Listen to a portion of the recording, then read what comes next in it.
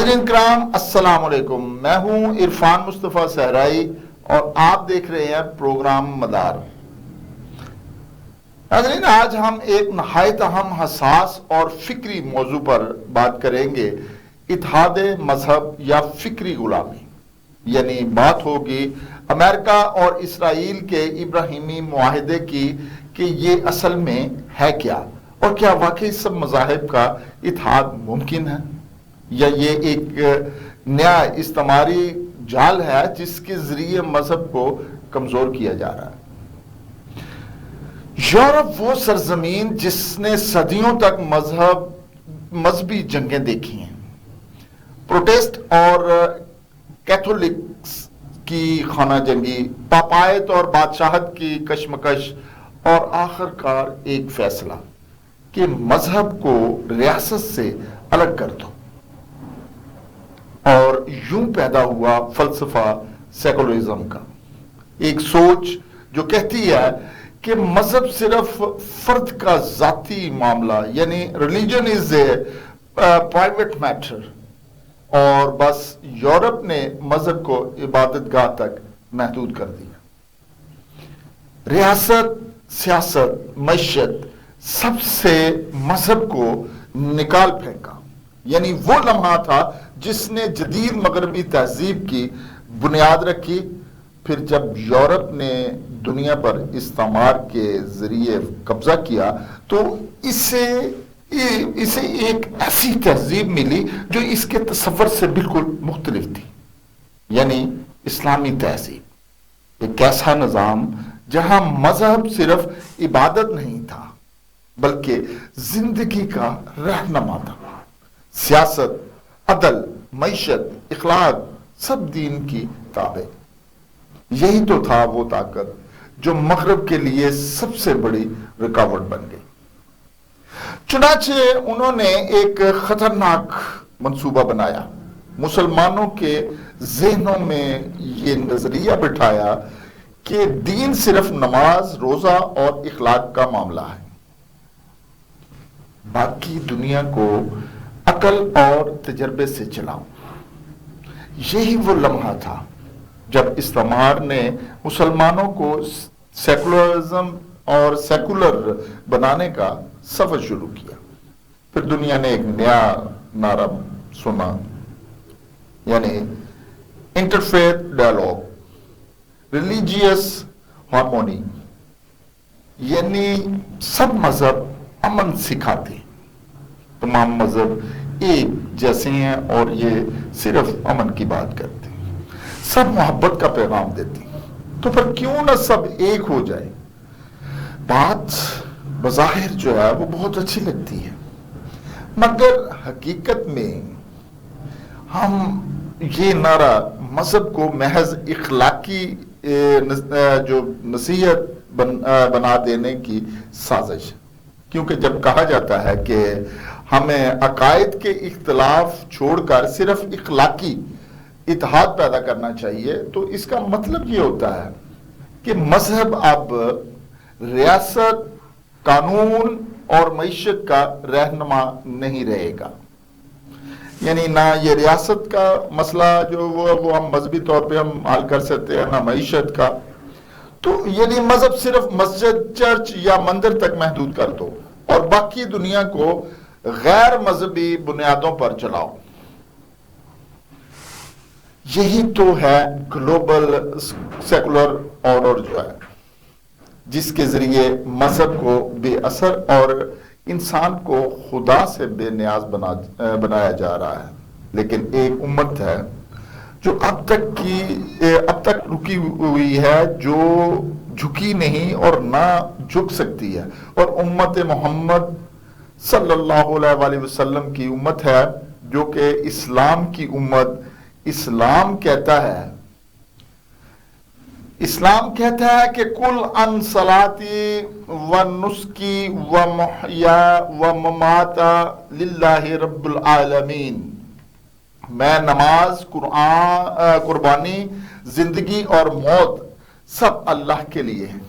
اسلام میں کوئی دو نہیں، دین الگ، دنیا الگ، یہ سوچ اسلام کی نہیں. اسلام تو ایک مکمل نظام حیات ہے جو عدالت سے بازار تک اور سیاست سے تعلیم تک انسانی زندگی کے ہر گوشے میں اللہ کے حکم کو نافذ دیکھنا چاہتا ہے. اس لیے مغرب کو سب سے بڑی رکاوٹ ہمیشہ امت مسلمان سے رہی ہے، کیونکہ مسلمان یہ نہیں مانتا کہ مذہب صرف عقیدہ ہے، بلکہ وہ جانتا ہے اور وہ پہچانتا ہے، اس بات پہ اس کا ایمان ہے کہ اسلام افہام و تفہیم سے انکار نہیں کرتا. اور قرآن کہتا ہے لکم دینکم ولی دین، تمہارے لیے تمہارا دین اور میرے لیے میرا دین. اسلام بات چیت، رواداری اور عدل کا قائل ہے، مگر نظریاتی مسالت کا نہیں. اور اسلام کہتا ہے کہ تعاون کرو مگر حق کے لیے، لیکن یہ نہیں کہ ہر چیز پہ آپ کمپرومائز کرو. اور کمپرومائز کی جب بات ہوتی ہے تو وہاں عدل نہیں ہوتا، اور عدل کے لیے اور توحید کے پیغام کے لیے باطل کے ساتھ نہیں بلکہ اس کے مقابلے میں اتحاد مذہب اگر امن اور انصاف کے لیے ہے تو اسلام اس کا خیر مقدم کرتا ہے. یہ نہیں کہ اسلام اس کو برا چاہتا ہے کہ وہ ہم آپس میں نہ ملیں، لیکن اگر یہ دین کو معاشرے سے نکالنے کا حربہ ہے تو مسلمان کبھی اسے قبول نہیں کرے گا.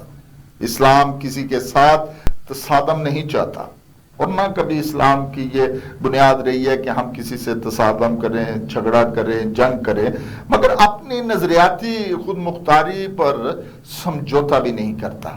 آج دنیا کو امن، محبت یا مسالت نہیں بلکہ حق کی بالادستی کے لیے بستی کی ضرورت ہے، اور وہ حق صرف اسی دین میں ہے جس نے انسان کو بندگی خدا کی آزادی دی، نہ کہ بندگی استعمار کی غلامی.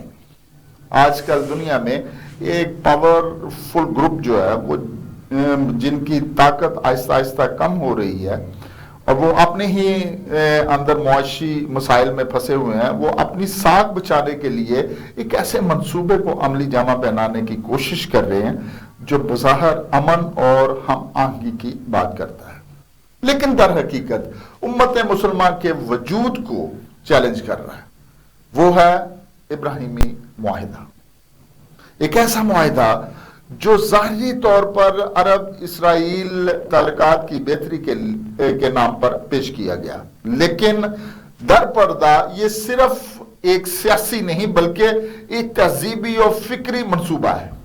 حالیہ دنوں میں امریکن صدر ڈونلڈ ٹرمپ نے معروف جو ہے وہ ایک پروگرام 60 منٹ امریکی پروگرام میں یہ دعویٰ کیا کہ سعودی ولی عہد محمد بن سلمان بہت جلد واشنگٹن کا دورہ کر رہے ہیں، اور وہ 16 نومبر کو وہاں پہ ان کی ملاقات ہے جہاں ان کی ٹرمپ سے ملاقات ہوگی. وائٹ ہاؤس کے حکام نے بھی اس خبر کی تصدیق کی ہے، اور دلچسپ بات یہ ہے کہ اس سے کچھ عرصہ قبل ٹرمپ خود سعودی عرب کا دورہ کر چکے ہیں، جہاں تجارت، معیشت اور خطے کے سیاسی معاملات پر اہم معاہدے طے پائے.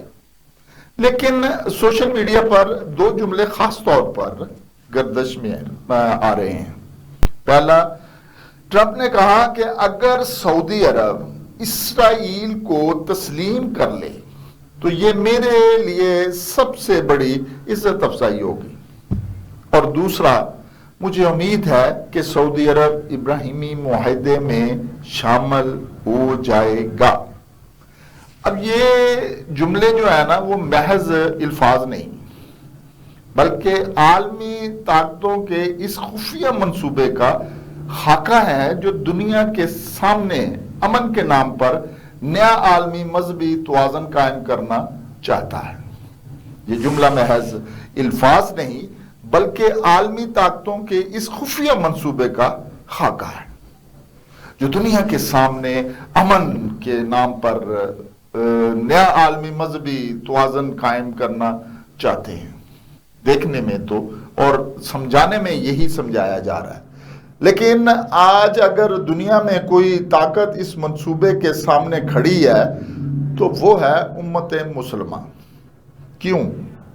کیونکہ اسلام باقی مذاہب کی طرح محض عبادت کا مذہب نہیں، اسلام ایک مکمل نظام حیات ہے، اور یہ ہماری خوش قسمتی ہے کہ ہم مسلمان ہیں، امت مسلمان میں سے ہیں۔ اسلام میں دین اور دنیا الگ نہیں، اسلام سیاست، معیشت، عدل، قانون، اخلاق سب کو ایک ہی مرکز سے جوڑتا ہے، اللہ کے حاکمیت سے۔ اور یہی وہ چیز ہے جو استعماری قوتوں کے گلے میں اٹکی ہوئی ہے۔ وہ چاہتے ہیں کہ مسلمان مذہب کو صرف نماز، روزے اور اخلاقیات تک محدود کر دیا جائے تاکہ دنیا کا سیاسی اور معاشی نظام ان کے ہاتھ میں ہو جائے۔ یہ بات کسی سے ڈھکی چھپی نہیں کہ امریکہ ہمیشہ مسلم دنیا کو اپنے مفادات کے لیے استعمال کرتا رہا۔ یہ وہ ہمیشہ سے سعودیہ لے لیں، پاکستان لے لیں، افغانستان لے لیں، کہیں بھی آپ اس کو دیکھ لیں، عرب جب ضرورت ہوگی تو وہ تعریفیں کرے گا، اور اسی طرح پاکستان کی تعریف کر رہا ہے آج کل، اور وہ جو ہے وہ 8 تک جو ہے وہ طیارے گرا دیے گئے ہیں، 5-6 سے شروع ہوئے اور اب 8 تک، اور یہ لگتا ہے 20 تک چلے جائیں گے۔ لیکن اب انڈیا کے جہاں وہ 8 طیارے تھے، اس کے ساتھ ساتھ جو ہے وہ بھارت کے ساتھ جو ہے وہ دفاعی معاہدہ کر رہا ہے، اور جب کام نکل جائے تو پابندیاں لگا دیتا ہے۔ اور سعودی عرب وہ سرزمین جو مکہ مکرمہ اور مدینہ منورہ کی وجہ سے پوری مسلم امہ کے دل کا مرکز ہے، اب ایک فیصلہ کن مرحلے پر کھڑا ہے۔ امریکہ چاہتا ہے کہ سعودی عرب ابراہیمی معاہدے کا حصہ بن جائے تاکہ اسرائیل کے لیے عرب دنیا میں قبولیت کا دروازہ کھل جائے۔ لیکن یہ معاہدہ اگر تسلیم کیا گیا، اگر سعودیہ نے یہاں پہ آ کے اپنے مفادات کے یا امریکی مفادات کا تحفظ کیا، تو یہ صرف ایک سفارتی قدم نہیں ہوگا، یہ امت مسلمہ کے قلب پر وار ہوگا۔ سعودی عرب کو اور در حقیقت پوری مسلم امہ کو امریکی چالوں سے باخبر رہنے کی ضرورت ہے۔ ابراہیمی معاہدہ دراصل ایک ایسا نرم استعمار ہے کہ جو تلوار سے نہیں فکر سے غلامی قائم کرتا ہے۔ اسلام ہمیں کہتا ہے کہ حق اور باطل میں مسالت نہیں ہو سکتی، کسی صورت نہیں ہو سکتی۔ ہم افہام و تفہیم کے قائل ہیں مگر نظریاتی خودکشی کے نہیں۔ آج امت کو یہ فیصلہ کرنا ہوگا، کیا ہم امن کے نام پر اپنی شناخت قربان کر دیں یا اسلام کے عالمی پیغام کو زندہ رکھیں؟ سعودی عرب کو اپنی امامت کا کردار یاد رکھنا ہوگا، کیونکہ اس کی عزت مکہ اور مدینہ کی حرمت سے جڑی ہے، اور پوری مسلم دنیا اس کی طرف دیکھ رہی ہے۔